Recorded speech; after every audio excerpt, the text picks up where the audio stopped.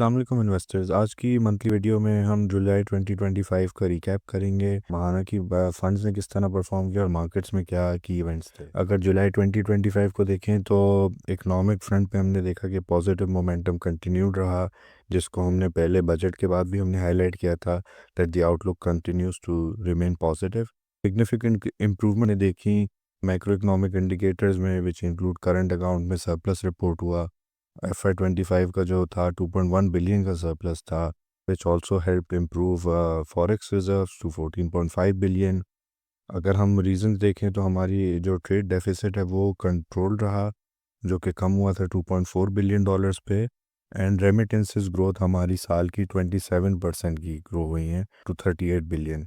These are some of the factors जिसकी वजह से हमारे एक्सटर्नल साइड पे प्रेशर्स ईज हुए हैं, और उसकी वजह से हमारी जो है करेंसी भी काफ़ी स्टेबल रही है और हमारे एफएक्स रिजर्व बिल्ड हुए हैं।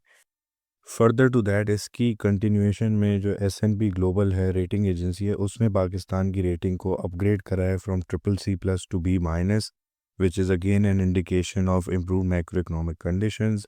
और ये काफ़ी सालों के बाद ये अपग्रेड आई है, जो इस बात को कंफर्म भी करती है कि जो हमने इम्प्रूवमेंट्स देखी हैं वो ग्लोबल ऑर्गेनाइजेशंस भी उसको इंडोर्स कर रही हैं। डोमेस्टिक फ्रंट पे अगर हम देखें तो CPI remained with in range. Target जो था 3.2% की रही थी जून की।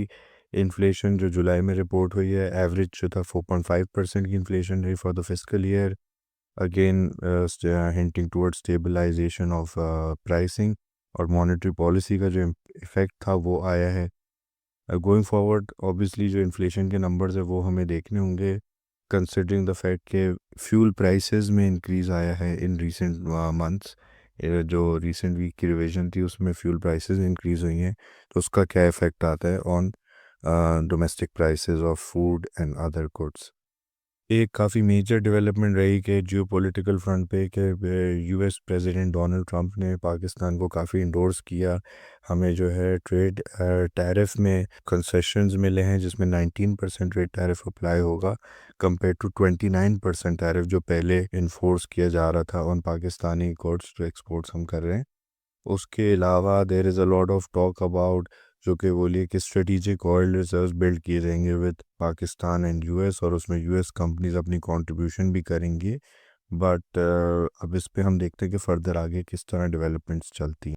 Towards the end of the month हमने देखा कि मॉनेटरी पॉलिसी अनाउंस की स्टेट बैंक में, जिसमें मार्केट एक्सपेक्टेशन के अगेंस्ट रेट्स को होल्ड किया गया। मार्केट में एक्सपेक्टेशन थी 50 to 100 बेसिस पॉइंट्स का कट एक्सपेक्टेड था। हाउएवर स्टेट बैंक ने रेट को होल्ड किया एट 11%, और उसका मेन रीज़न यही था कि फ्यूचर में इन्फ्लेशन बढ़ सकती है, या उसको थोड़ा सा wait and see cautious approach दी गई, जो कि we think it is prudent and is good for macro economic stability.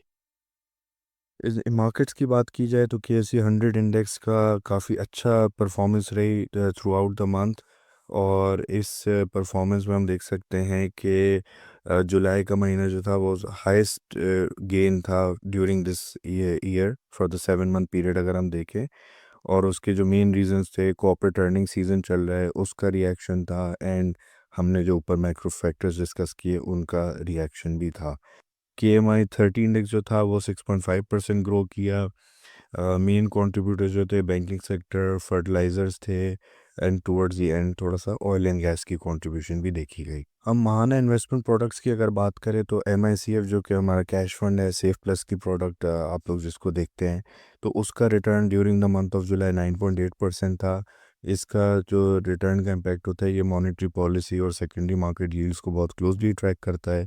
Previous year का एवरेज अगर हम देखें तो FY25 का रिटर्न था that was 13.87%। Going forward it is expected कि रिटर्न इस रेंज में अराउंड 10% ही रहेगा given the current policy rate outlook.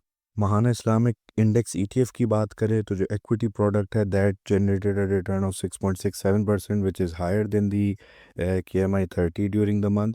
उसके जो मेन रीजंस थे वो इक्विटी मार्केट की परफॉर्मेंस थी, थोड़ा सा ऑयल एंड गैस सेक्टर का वेट ज़्यादा होने का कंट्रीब्यूशन थी।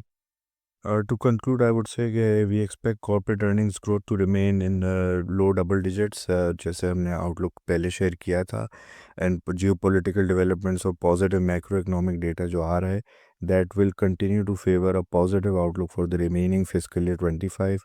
Money market yields will remain in the similar range as well, are expected to come down in the coming monetary policy until December, and हमें लगता है कि further 100 to 150 basis points की reduction हो सकता है based on current data points, and we will continue to update you as and when developments come.